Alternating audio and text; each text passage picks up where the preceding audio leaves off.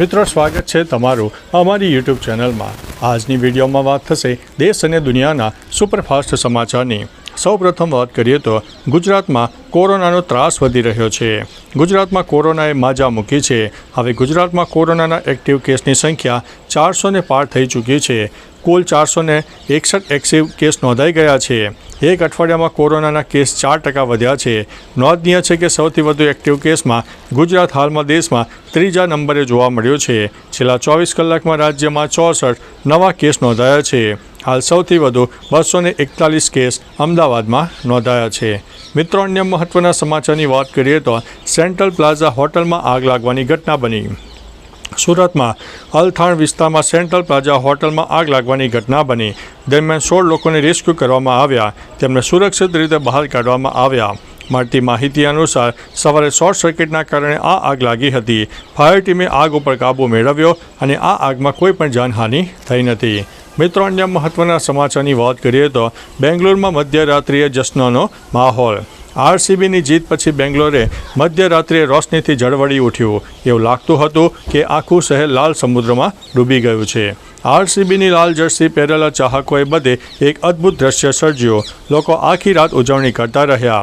સાથે ઈ સાલા કપ નામદુના અવાજો સાથે ચારે બાજુ ગુંજી ઉઠ્યા। બપોરે 3:30 વાગ્યે બેંગ્લોરમાં વિક્ટરી પરેડનું આયોજન હતું। કર્ણાટકના સીએમ સિદ્ધારમૈયા સહિત શાસક અને વિપક્ષી નેતાઓ પણ આરસીબીને અભિનંદન પાઠવ્યા હતા।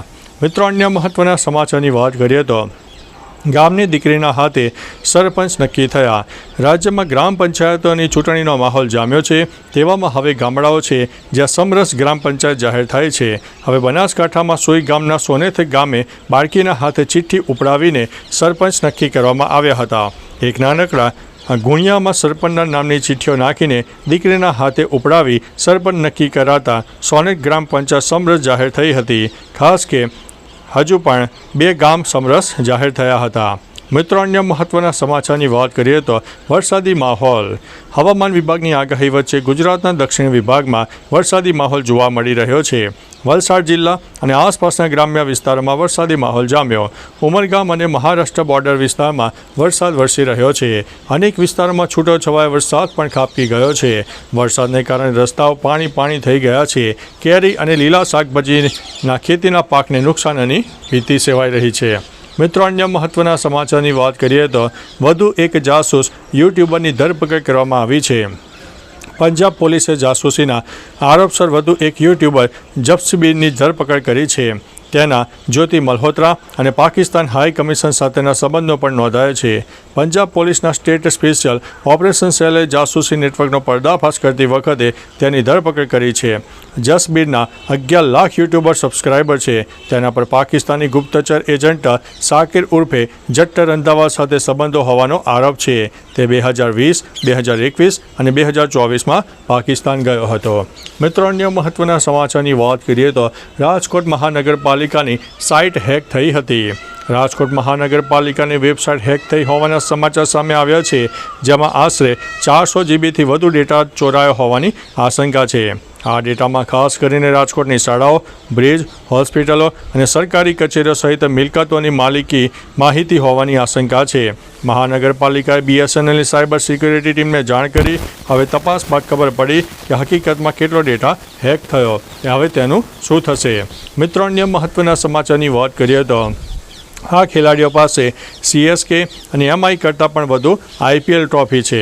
તમે જાણો છો કે IPL રમી રહેલા 2 ખેલાડીઓ પાસે CSK અને MI કરતાં પણ વધુ IPL ટ્રોફી છે।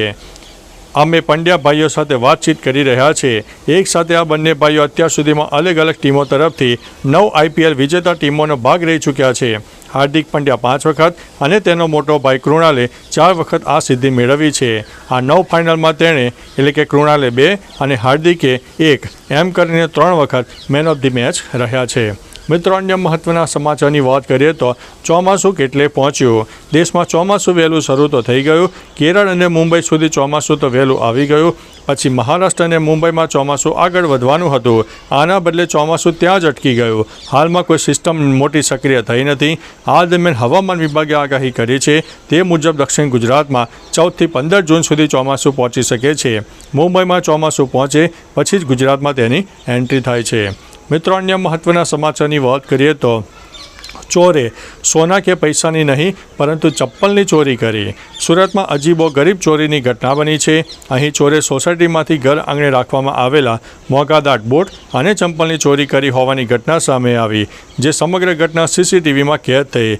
સુરતના અડાજણ વિસ્તારમાં ચોરીની ઘટના બની હતી, જેમાં મહાલક્ષ્મી સોસાયટીમાં ચોરોએ હાથ ફેરો કરતા ચંપલ ચોરી ગયા હતા. સમગ્ર ઘટના સીસીટીવીમાં કેદ થઈ હતી. રહીશોએ ચોરને ઝડપીને પાઠ ભણાવવા અપીલ કરી હતી. મિત્રો અન્ય મહત્ત્વના સમાચારની વાત કરીએ તો પીએમ મોદીએ દક્ષિણ કોરિયાના નવા રાષ્ટ્રપતિને અભિનંદન પાઠવ્યા.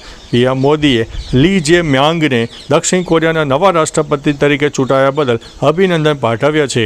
તેમણે એક્સ ઉપર પોસ્ટ કર્યું છે, કોરિયા પ્રજાસત્તાકના રાષ્ટ્રપતિ તરીકે ચૂંટાયા બદલ લી જે મ્યાંગને અભિનંદન. ભારત અને કોરિયા પ્રજાસત્તાક ખાસ વ્યૂહાત્મક ભાગીદારીને વિસ્તૃત અને મજબૂત કરવા માટે સાથે મળીને કામ કરવા આતુર છે. લી જે મ્યાંગની જીત દક્ષિણ કોરિયામાં ઘણા મહિનાઓથી ચાલી રહેલા અશાંતિનો અંત લાવશે. મિત્રો અન્ય મહત્ત્વના સમાચારની વાત કરીએ તો સોના ચાંદીના ભાવમાં વધારો.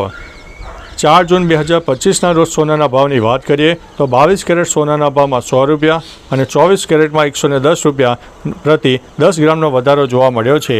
22 કેરેટના 90,900 રૂપિયા પ્રતિ 10 ગ્રામ છે, જ્યારે 24 કેરેટના 99,170 રૂપિયા છે. ચાંદીના ભાવમાં 1900 રૂપિયાના વધારા સાથે 1,02,000 રૂપિયા પ્રતિ કિલો ટ્રેડ કરી રહ્યું છે. મિત્રો અન્ય મહત્ત્વના સમાચારની વાત કરીએ તો વડાપાવની મોજ માણતી જોવા મળી પૂનમ પાંડે. સોશિયલ મીડિયામાં પૂનમ પાંડેનો એક વિડીયો વાયરલ થયો છે. આ વિડીયોમાં તે વડાપાવની મજા માણતી જોવા મળે છે. તેમાં જોઈ શકાય છે એક હાથમાં મરચું અને વડાપાવ લઈને તે પોઝ પણ આપી રહી છે. ચાહકો તેની ઝલક નિહાળવા માટે આજુબાજુ પડાપડી કરતા જોવા મળે છે. સોશિયલ મીડિયામાં તેનો વિડીયો વાયરલ થયા બાદ લોકો અલગ અલગ કમેન્ટ પણ કરી રહ્યા છે. તો ચાલો મિત્રો, ફરીથી દેશ અને દુનિયાના સુપરફાસ્ટ સમાચાર લઈને મળતા રહીશું. ત્યાં સુધી અમને રજા આપશો. નમસ્તે.